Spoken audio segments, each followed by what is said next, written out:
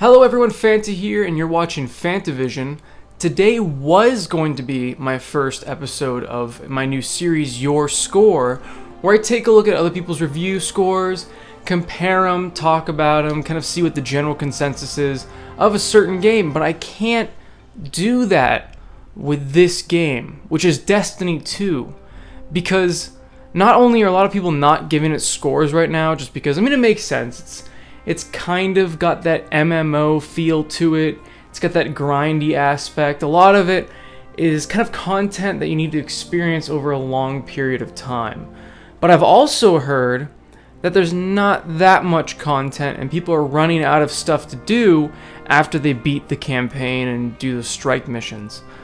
So, what is up with this game? This is one of the few games that reviewers seem to be making like weird exceptions for. Like, I've never heard it's not that great, but it's pretty good.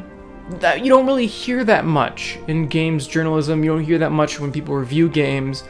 It's like people are making an exception for Destiny 2 because everybody, let's admit it, everybody had a bad, okay, I can't say everybody, you can never say everybody, but most people were disappointed with Destiny 1.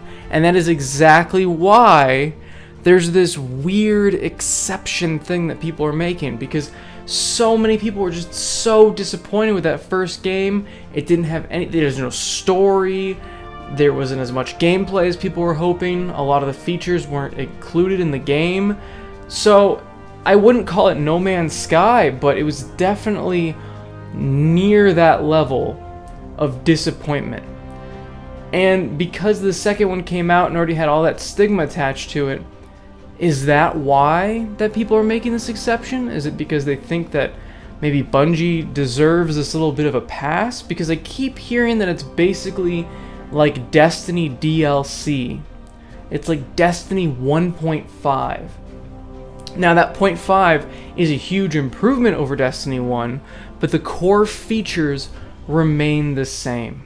And that's interesting. That's really weird to think about, because this is Bungie, guys. Think about how much the Halo games changed over the course of the series. Halo 1 and Halo 2 is a night and day difference there. You can tell the difference between the combat, the story, the multiplayer. Everything was so much more refined. But now we're giving them a pass in this modern era where games are being released unfinished, where games feel like they have parts of the story stripped out and then sold later on as DLC. We're having season passes shoved down our throat.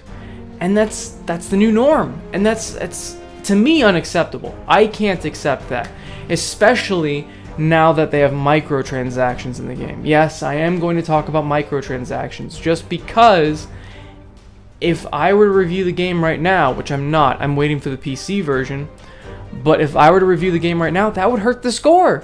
You don't put that in a $60 premium game that's already asking for a season pass. It's just unacceptable. You're already asking for like, what, $110? How much is the season pass this time? I think it was $50 for Destiny 1. The reason a lot of people are so emotional about how they feel about this game is because of the emotional connection they have to Bungie. People like myself grew up with Halo and they love the series. I loved Halo. And when I heard that Bungie was coming out with a new game, I lost my mind. I couldn't believe it. I was like, yes, good. You get the freedom from Microsoft. Look what happened to Rare when Microsoft bought them. It was a train wreck. You're going to be free. Good. Be on all the platforms. That's great. I can't wait to see what you do. And they talked it up. They talked about dynamic weather, exploration. I think at one point they talked about flying the ships. I could be wrong, but they talked about a lot of crazy stuff. Most of it didn't make it into the game, and the story didn't exist.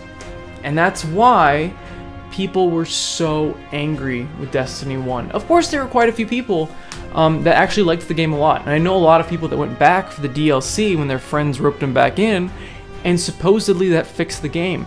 but I don't want to pay money to fix the game. So here we are with Destiny 2, and Destiny 2 is supposed to be a major improvement, but there's always that but. I've heard this in so many reviews that I've watched so far, but it doesn't fix everything. There's definitely a story this time, that's great. Story's a bit generic. It's cool that you can customize individual bits of armor with these shaders, but they're consumables, and there's loot boxes now.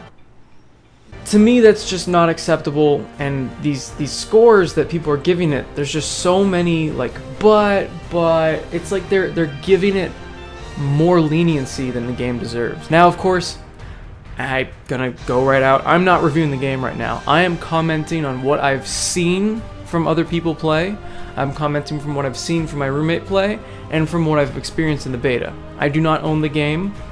I didn't say that right away because I knew you'd click away and you wouldn't listen to the rest of why I'm discussing Destiny 2. Because I'm not discussing that it should get lower scores. I'm not saying that this game is the worst game of all time. I am just pointing out that it's weird that we're giving a game so much leniency when other games, normally, you just review it as a standalone game. Even if it's a sequel, you usually review it as a standalone title.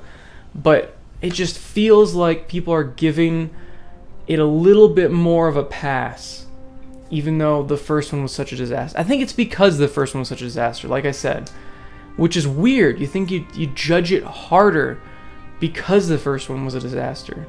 It's a weird, ironic, backwards kind of logic. But I mean, that's just what I've noticed so far. I was gonna go through people's reviews. So far, they're mostly positive. And I'm looking forward to playing the game when it comes out for the PC. But I'm not going to play it until I can play it at its full fidelity and 60 frames per second and all that stuff. Just because, I mean, I've got the PC to play it. Why not, experience the game at its max potential? Thank you for watching. Let me know what you guys are thinking of Destiny 2 so far. And I'm looking forward to playing it when it comes out for the PC. And as always, have a fantastic day. See ya.